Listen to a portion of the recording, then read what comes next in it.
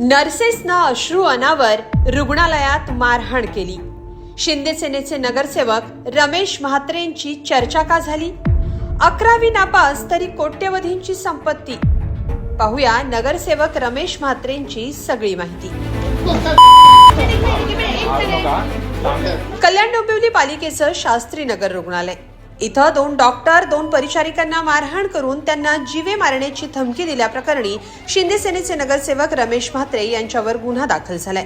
नगरसेवक रमेश म्हात्रे हे शिंदेच्या शिवसेनेचे डोंबिवली पश्चिमेतील कोपर भागातले ज्येष्ठ नगरसेवक आहेत। रमेश म्हात्रे आणि त्यांच्या समर्थकांना अटक व्हावी या मागणीसाठी पालिका कर्मचाऱ्यांनी काम बंद आंदोलन पुकारलंय, तर विधानसभेत आदित्य ठाकरेंनी हा मुद्दा उपस्थित करत सरकारला धारेवर धरलं। मारहाण प्रकरणावरून नर्सेसना अश्रू अनावर झाल्याचं समोर आलंय। रमेश म्हात्रे यांनी मारहाण केलेलं प्रकरण काय आहे ते पाहणार आहोत, पण त्याआधी पाहूया नगरसेवक रमेश म्हात्रे कोण आहेत।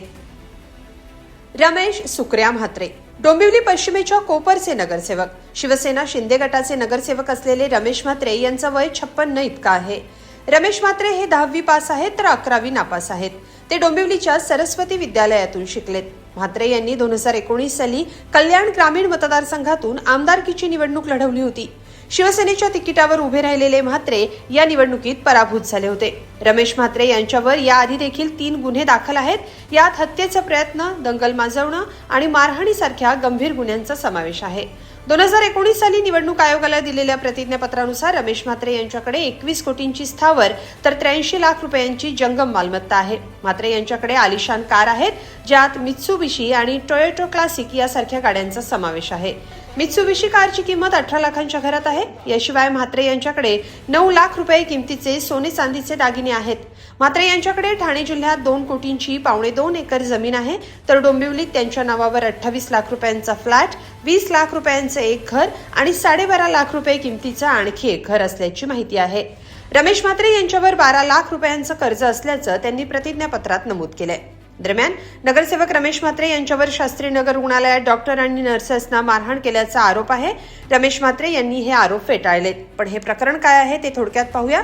डोंबिवली इथलं शास्त्री नगर रुग्णालयात एका गर्भवती महिलेला प्रसूतीसाठी दाखल करण्यात आलं।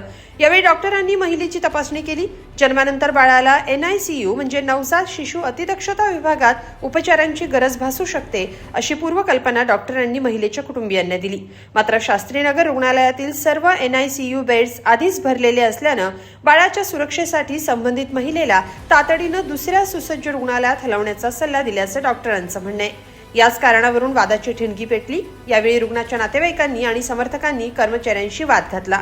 या वादातून थेट डॉक्टर आणि नर्सेसवर शारीरिक हल्ला करण्यात आला। ही सगळी घटना हॉस्पिटलच्या CCTV कॅमेऱ्यात कैद झाली। यात नगरसेवक रमेश म्हात्रे आणि त्यांच्या कार्यकर्त्यांनी कर्मचाऱ्यांवर हात उचलल्याचं दिसून आलं।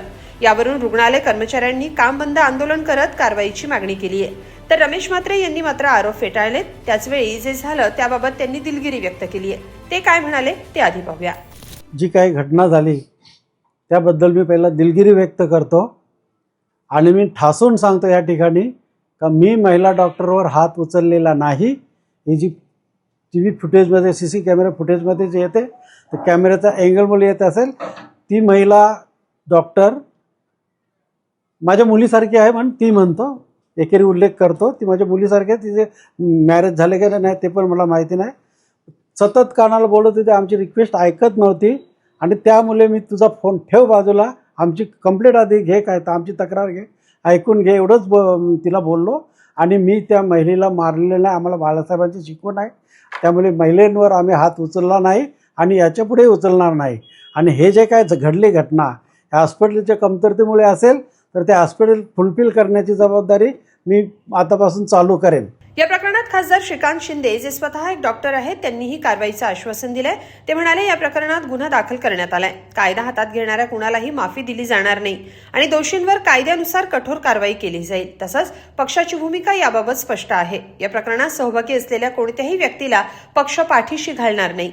दोषी आढळणाऱ्यांविरुद्ध पक्षांतर्गतही कठोर शिस्तभंगाची कारवाई करण्यात येईल असं खासदार श्रीकांत शिंदेंनी म्हटलंय। एकंदरीत रमेश म्हात्रे यांनी आरोप फेटाळले असले तरी त्यांच्या अटकेची मागणी होतीये। याबाबत तुमचं काय म्हणणं आहे कमेंटमध्ये नक्की लिहा आणि lokmत.com ला सबस्क्राईब करा। धन्यवाद।